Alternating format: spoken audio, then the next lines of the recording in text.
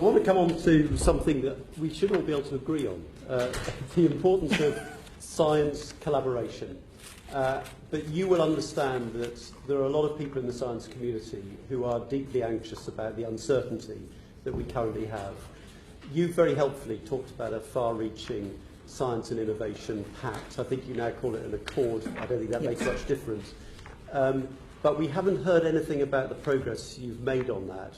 Where has it got to, and what's the timescale for getting this completed so that we can have certainty for the science community?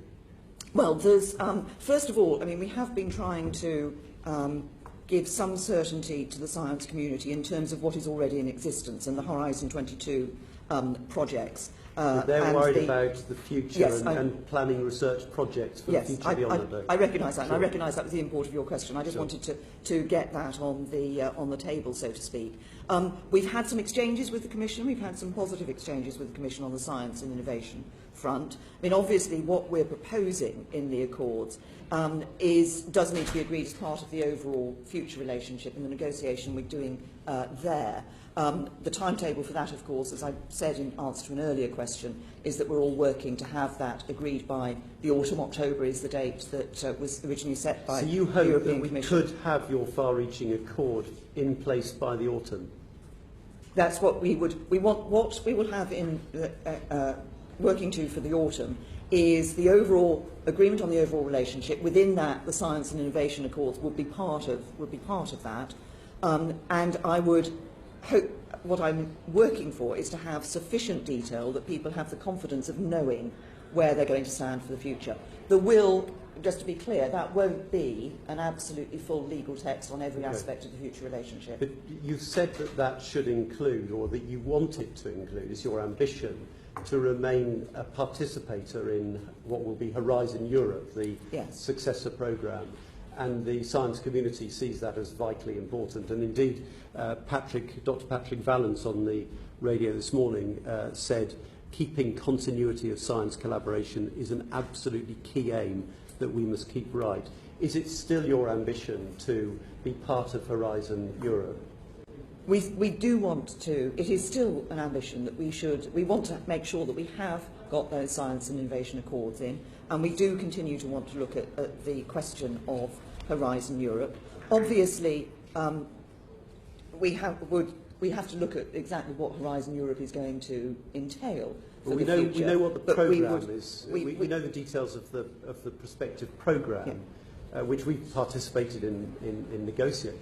And we also need to know, as part of the negotiations with the European Union, we'll be discussing, of course, what the basis of a UK outside the EU involvement in Horizon Europe could be. Obviously, as you'll be very well aware, there are countries outside the European Union that are able to participate in these programmes. And you've talked about the need for an appropriate level of influence because we're one of the biggest contributors to the programme. What does that mean? Because the EU appears to be clear that third countries won't have a vote. And if that's the case, does that mean that we won't be part of Horizon Europe? Well, the point is these are all will be part of the negotiations. Exactly what would the package of involvement look like? We have that ambition. We think actually that makes sense for the European Union as well, given the world-leading nature of many of our universities and much of the research that is done here in the UK. But we obviously need to negotiate as to what those parameters for our involvement would be. Okay. Now, in all of the evidence we've taken, the thing that people are most concerned about is people. The flow of the brightest and the best, I think you've described them as, and at all career levels. It's not just the top, but it's the lab technicians, it's the students, the postgrad students, and so forth. And it's not just in academia, it's in commerce and industry as well.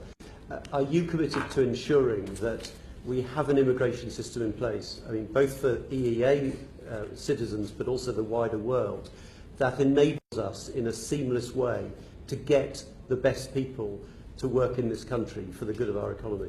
Well, we've always been committed to ensuring that the brightest and best can come to the UK. Free movement will end when we leave the when we're talking about skilled workers. But what we will be doing is is to set out, and obviously these will come before Parliament, the immigration rules that would apply for people coming from within the European Union in the future, once we have control of our immigration rules for people from the European Union. Obviously we have, as you know, a set of rules that apply for those who are outside the EU at the moment. The Migration Advisory Committee has been doing a piece of work and will be reporting later this year on the input and the contribution of EU workers to and impact of EU workers on the UK economy. That will provide an evidence base against which we can then bring forward the proposed immigration rules for the future. Have you made any progress on Galileo? Because this is a vitally important project which involves a lot of UK collaboration, a lot of jobs are at stake here, quite apart from our security interests and the reason why we're involved in it in the first place. And we continue to have, there continue to be difficulties on Galileo. We continue to talk to the Commission about them. What we are also doing alongside that is looking to see if we can't be a member of Galileo in the way in which we believe we should be and is important for our participation. Then we are looking at doing that, taking a project ourselves, if you like, going it alone and not, or potentially with others, and not being part of Galileo. But I recognise the significance of it. Thank you.